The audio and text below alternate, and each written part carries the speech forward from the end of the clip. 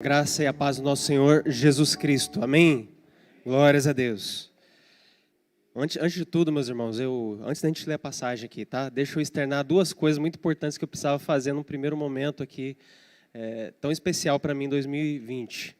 A gente ficou muito tempo servir a igreja, né? E muitas coisas aconteceram. Dentre elas, eu quero manifestar minha gratidão, o meu louvor a Deus pela minha filhinha que nasceu, né? Uma das maiores alegrias que a gente tem experimentado no meio de tanta luta. Alguns acompanharam, a gente teve uma turbulência muito grande no final da gestação e, graças a Deus, Deus providenciou ali uma solução de última hora que consolou o nosso coração. E agora eu tenho duas princesas lá em casa, né? E eu fico muito feliz com isso. Tenho que externar isso aqui para a igreja também. E, em segundo lugar, eu quero testemunhar que não existe vida longe da igreja de Cristo, tá? Eu, como grupo de risco, eu posso falar por mim mesmo e eu faço questão de dizer aqui, meu irmão, não dá só para assistir as lives. É muito bom, mas não assista só a live, venha para a igreja. Porque a gente precisa do calor dos irmãos. Especialmente ontem na vigília, como foi bom de novo estar com os irmãos e louvar a Deus, orar, ouvir a voz dos irmãos de fato, o calor dessa oração, que foi tão gostoso e tão edificante para a nossa vida. Que a gente possa guardar isso no nosso coração. Amém. Diante disso, eu convido você a abrir a sua Bíblia em 1 de Pedro, mais uma vez, em nome de Jesus, e capítulo 1.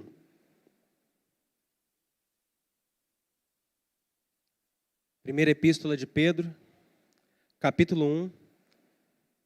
Nós lemos o trecho final, do 10 ao 12, mas eu quero ler o primeiro bloco agora com você, a partir do versículo 3. O título da mensagem de hoje: qual é a sua esperança? Enquanto eu ler, eu convido você a prestar atenção no quesito esperança. Vai lendo esse texto comigo agora e tenta prestar atenção no que esse texto vai falar sobre esperança. E vamos descobrir que esperança é essa. Não ainda, mas vai tentando refletir desde já. 1 de Pedro 1, a partir do 3, diz assim: Bendito o Deus e Pai de nosso Senhor Jesus Cristo, que segundo a sua muita misericórdia nos regenerou, sublinha, para uma viva esperança. Opa, olha a esperança aqui. Viva esperança. Mediante a ressurreição de Jesus Cristo dentre os mortos, para uma herança incorruptível, sem mácula e imarcessível, reservada nos céus para vós outros, que sois guardados, sublinha, pelo poder de Deus mediante a fé, para a salvação preparada para revelar-se no último tempo. Nisso exultais, embora no presente, por breve tempo, se necessário, sejais contristados por várias provações, para que, uma vez confirmado o valor da vossa fé, muito mais preciosa do que o ouro perecível, mesmo apurado por fogo, redunde em louvor, glória e honra na revelação de Jesus Cristo, a quem não havendo visto amais, no qual não vendo agora, mas crendo, exultais com alegria indizível e cheia de glória. Aleluia. Versículo 9. Obtendo, sublinha, o fim da vossa fé, a salvação da vossa alma. Aleluia. Pai Santo, Pai querido, eu me ponho na Tua presença mais uma vez com gratidão no coração, porque o Senhor, Pai, me deu o grande privilégio de mais uma vez estar aqui, Pai, neste lugar com meus irmãos, em adoração. E o desejo do meu coração, Pai, sincero, é que os meus irmãos sejam edificados e que a nossa fé possa sair daqui mais robusta, Senhor Deus. E saiamos daqui mais confiantes nessa esperança de que o Senhor fala na Tua palavra. E que possamos sair daqui, Jesus, com uma visão maior e mais profunda daquilo que o Senhor tem para a nossa vida. Em nome de Cristo eu te agradeço e te louvo. Amém, Pai. Amém, glória a Deus. Os irmãos podem se assentar. Vamos lá, você está com a sua Bíblia aberta? Deixa ela aberta em 1 de Pedro, tá bom? Todo mundo lembra o título que eu falei do início da mensagem? Qual é a sua esperança? Você que está online aí também, vai anotando. Se possível, marca aí na tua Bíblia. Eu quero destacar algumas coisas, mas antes disso eu preciso mostrar qual que é o problema aqui do texto e o que a gente precisa tratar. O grande propósito aqui com vocês nessa noite, através dessa palavra, e é o sentido que Pedro está nos tratando aqui, é que a gente não pode desanimar da nossa fé. A gente não pode desanimar diante das provações. É o que está acontecendo aqui na carta. 1 de Pedro, aqui nesse contexto, 1 de Pedro, o apóstolo Pedro ele escreve para os irmãos que estão sofrendo perseguição física, ferrenha, aliás, nesse quesito mais palpável. Na segunda carta ele vai falar sobre outro tipo de ataque, que é o ataque das heresias. Mas aqui é esse ataque mais palpável, que é a represália ao Evangelho de Cristo. E aí eu preciso chamar atenção a algo que acontece, por exemplo, eu quero exemplificar qual que é o problema aqui. Lá em Atos, abre rapidinho a tua Bíblia. Atos 2, aliás, Atos 1, capítulo 1. Bem lá no começo de Atos, tem uma coisa que acontece e tem a ver com esperança também.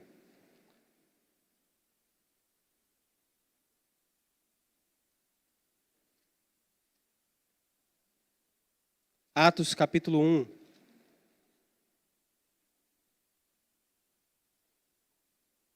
Versículo 6 diz assim: então os que estavam reunidos lhe perguntaram, já aconteceu a ressurreição, eles estão aqui no outro momento, né, o início aqui da igreja, como igreja aqui estabelecida pós-ressurreição, pós a obra de Cristo na cruz, e eles dizem assim: Senhor, será este o tempo em que o Senhor vai restaurar o reino a Israel?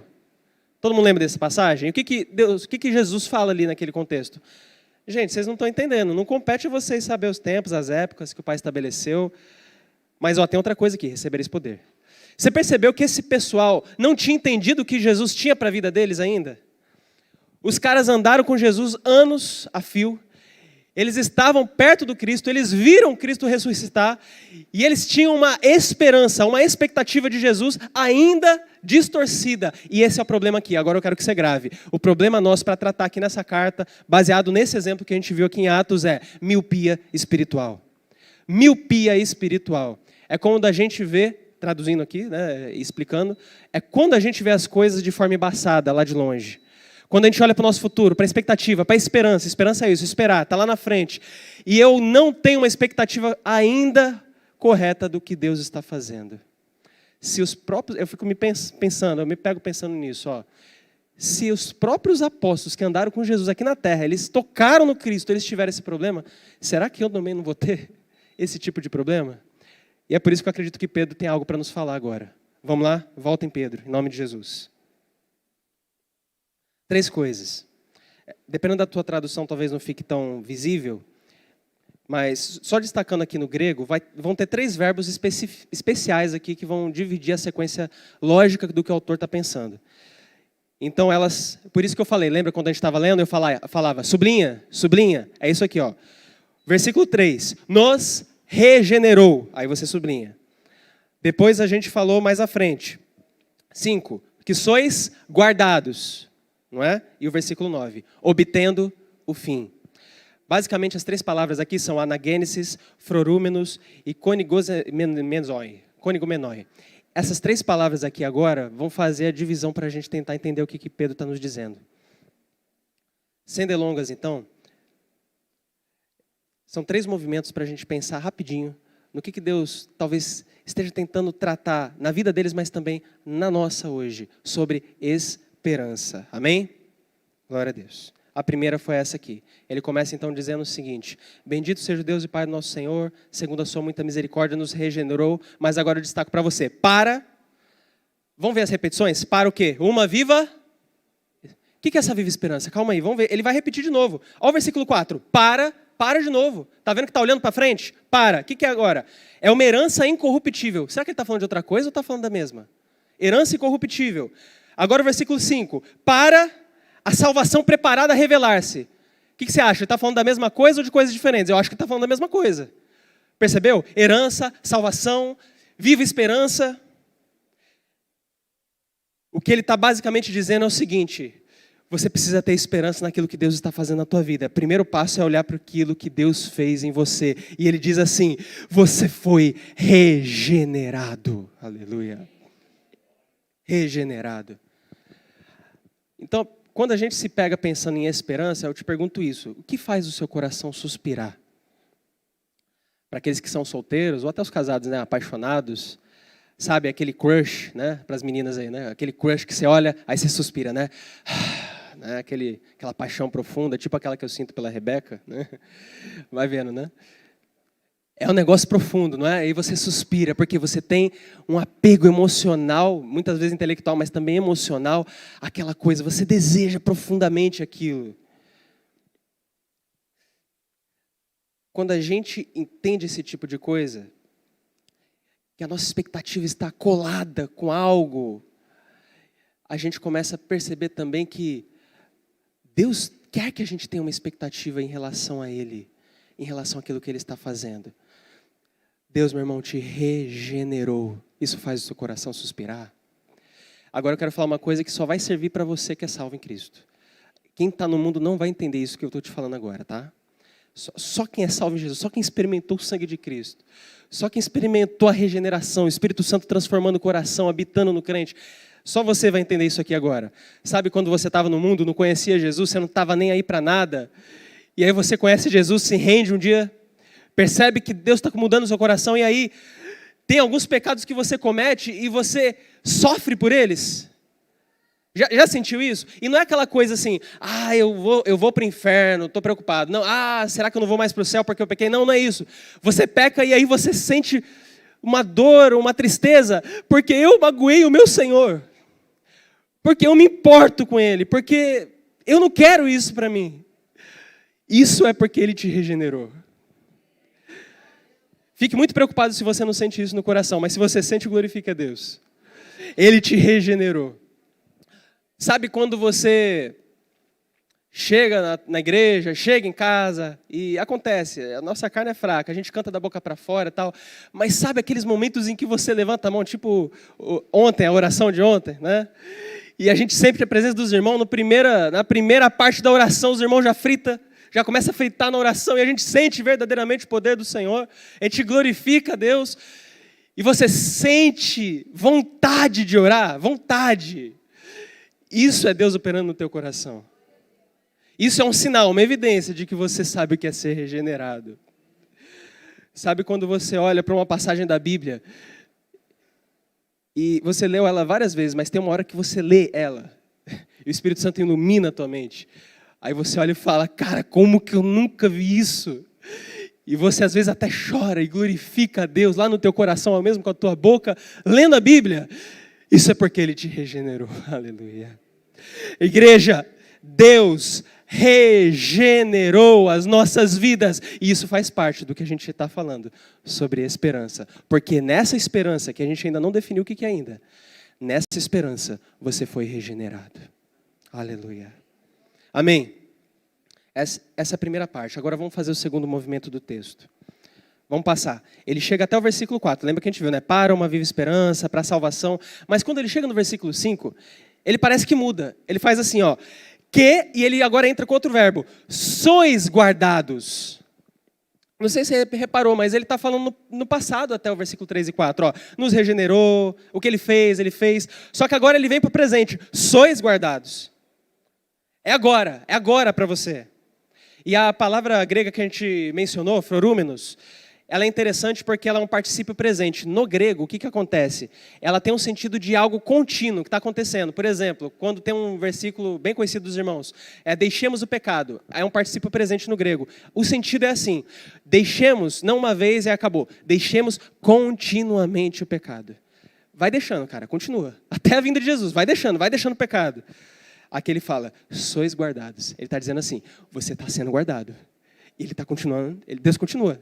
Deus ainda está te guardando. E Ele vai continuar te guardando. Aleluia. Glória a Deus.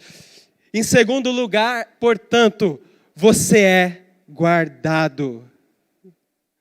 Pastor, fácil você falar isso. Eu sou guardado, mas então por que eu perdi o meu parente por causa de câncer? Eu sou guardado, mas por que eu perdi meu trabalho? Agora estou desempregado. Por que Deus não cuida do meu coração? Por que eu ainda não casei? Por que eu estou com crise financeira? E aí vem os porquês da vida. Eu quero te lembrar só de um texto rapidinho. Romanos 8, 28. Como é que está escrito lá? Porque todas as coisas cooperam para o bem. Não quero ser fatalista, mas presta atenção. Daqueles que amam a Deus. Vamos definir isso um pouco melhor? O que o texto não está dizendo? Ele não está dizendo que todas as coisas cooperam para o bem de todos. Não. Presta atenção. Daqueles que amam a Deus. Segundo lugar, ele não está dizendo todas as coisas vão dar certo para aqueles que amam a Deus. Não, ele está dizendo isso. Ele está dizendo todas as coisas cooperam para o bem. Você acha que é só as coisas boas que Deus está usando para a glória do nome dEle, para moldar a tua vida? Ou você acha que Ele também não pode usar as ruins? Ou será que a gente não acha que Deus pode também moldar a nossa vida através do sofrimento? Não importa o que você esteja passando, Ele está te guardando. Até quando a gente vacila com Ele, até quando o problema é nosso, a gente que causa, a gente faz as coisas erradas. Mas Deus tem um poder enorme, glorioso, de reverter até as nossas mancadas para a glória do nome dEle. E fazer você um pouco mais dependente de Jesus. É por isso que eu te digo, meu amado, em outras palavras, que Ele te regenerou, você foi salvo. Mas Ele continua te guardando, porque você ainda está sendo salvo. Aleluia. Glória a Jesus. É por isso que ele vai dizer no versículo 7, confirmando o valor da vossa fé. É que nem o fogo. Para quê? Para que redunde o quê? Às vezes a gente esquece o propósito, né? E Deus está dizendo aqui, cara, o sofrimento, para nós é só sofrimento, para nós é só problema. Mas Deus está lembrando a gente que tudo que a gente passa nessa terra, Deus é poderoso para reverter em glória, em louvor, em ações de graças. Porque no final das contas, é que nem diz na Reforma, né? Só lhe deu glória, só a Deus a glória. Tudo glorificará no final das contas o nome de Deus. Até o ímpio na sua ira, ainda assim Deus reverterá tudo isso para a sua glória. A grande pergunta é, faço parte disso? Estou do lado correto disso? Glorifiquemos assim ao Senhor. Mas lembre-se disso, Deus está te guardando. Deus está guardando a sua vida. E por último, ele vai chegar agora no versículo 9 e vai fechar com a chave de ouro. Ele diz o seguinte: obtendo o fim da vossa fé, a salvação da vossa alma. Conseguiu entender o que ele está dizendo? Vou repetir. Obtendo o fim da vossa fé. Tem um fim. Obtendo. Chegou. O que ele está dizendo? Não tem a ver só com que a sua esperança não é só que você foi regenerado. A sua esperança não é só que você está sendo guardado. A sua esperança é que você vai chegar no destino final. A sua esperança é que vai acabar. Um dia nós estaremos com o Senhor. Pedro está lembrando isso para esses cristãos que estão sendo perseguidos. Isso vale para a gente também. Vai acabar, cara. Vai acabar, meu irmão. Vai acabar, minha irmã. Um dia vai chegar. Parece tão longe da gente isso, mas eu quero fazer um teste agora contigo. Lembra aí na tua vida. Quem aí fez faculdade? Lembra quando você chegou no primeiro trimestre e falou, misericórdia, isso aqui não vai acabar nunca. Aí chega, não, são muitos anos. Ah, TCC, não tem jeito. E aí, de repente, você acabou a faculdade? Acabou. Olha, estou formado. De repente, passou 3 anos que eu já estou formado. Né? E aí tem aquela pessoa que fala, nunca vou conseguir casar, nunca vou conseguir casar. E às vezes, demorou tanto, esperou o noivado, casou. Ah, Senhor, eu nunca vou chegar aos 30 anos. Chegou.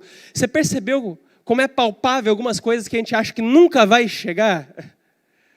Mas uma hora, a coisa acontece, de fato. E eu queria te lembrar, igreja, que a fé em Jesus não é um mito, não é um conto, é uma realidade que ainda não aconteceu, mas vai acontecer plenamente. A salvação, a vinda gloriosa do Filho de Deus nas nuvens. O seu encontro com Jesus. Creia nisso. Creia nisso, meu irmão. Um dia sim, você vai ver o teu Redentor. A gente vai tocar nele. Você não vai precisar ouvir o pastor Luiz Eduardo falando disso, porque a gente vai ver ele como ele é. Aleluia. Já vi um pai, estou falando agora que eu sou pai, mas ainda não chegou essa fase minha, né? Para os pais aí de plantão. Já viu quando a sua filhinha ou seu filhinho vão para a escola, novinho, e aí a professora manda eles fazerem um desenho, aí eles chegam com o desenho para você, ó pai, esse aqui é o sol, eu, você, mamãe. Né? Aí você olha, o que você diz? Tá horrível, é isso que você fala? Tá muito mal feito isso, vai treinar um pouco mais, né? Não, o que você fala? Ô, minha filha, isso aqui tá perfeito. Você tá linda demais, você pega, posta no Facebook, faz aquele auê todo. Por quê? Porque você ama, é teu filho.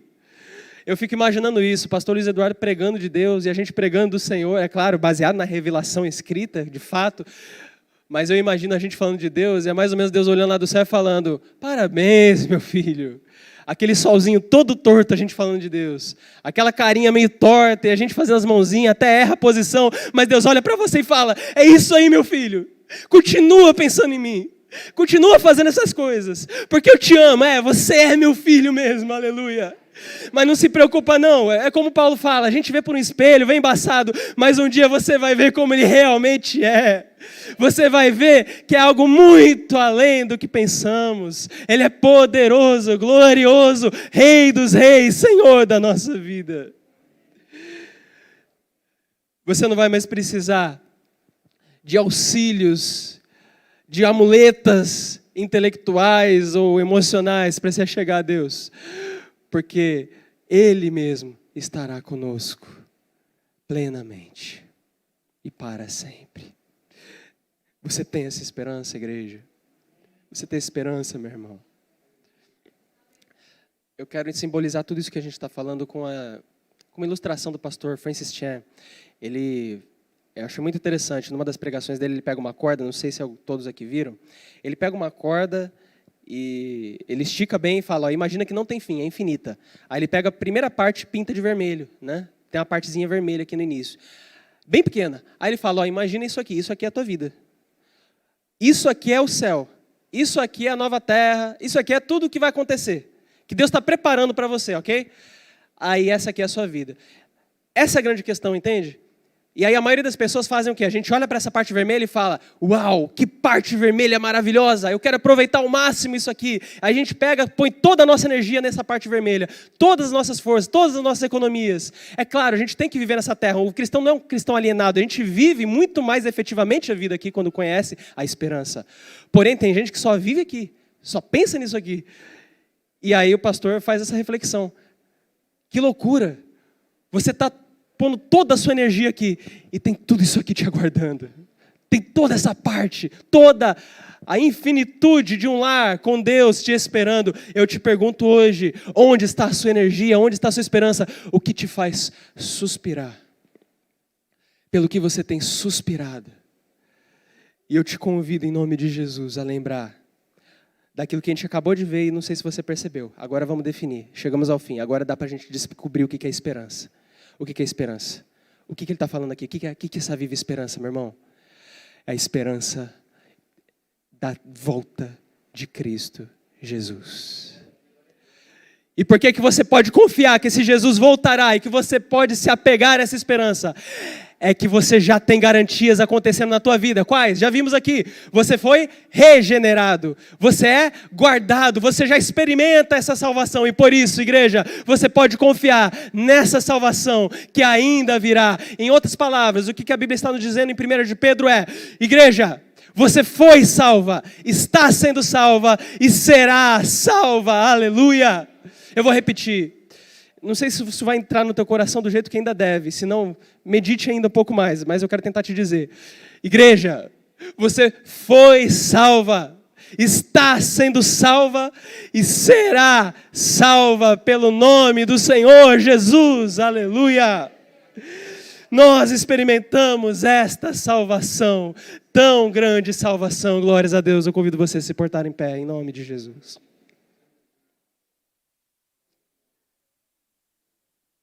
Aleluia.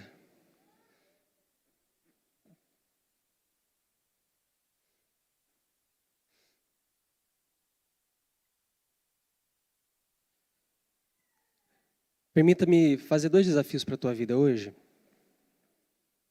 Isso serve para mim também, tá?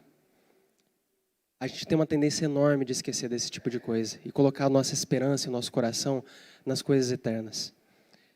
Faça o seguinte, faça o exercício em casa. Pesquise a palavra esperança na Bíblia e descubra o quanto essa temática está sendo falada no Novo Testamento. Presta atenção onde está o coração dos apóstolos.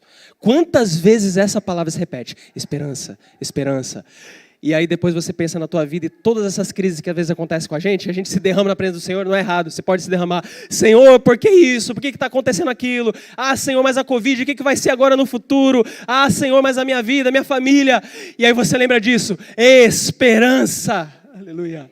Fui salvo, estou sendo salvo, serei salvo. E em segundo lugar, quer dar o primeiro passo para entender e experimentar, fazer isso, de acordo com o que Pedro está nos pregando? Vamos começar a fazer algo nessa direção? Algo bem simples. Faça o que Pedro fez no começo da carta. O que Pedro fez? Olha lá o versículo 3. Diga como ele, diante de toda essa verdade maravilhosa, da esperança viva. Diga isso. Bendito seja o Deus e Pai do nosso Senhor Jesus Cristo.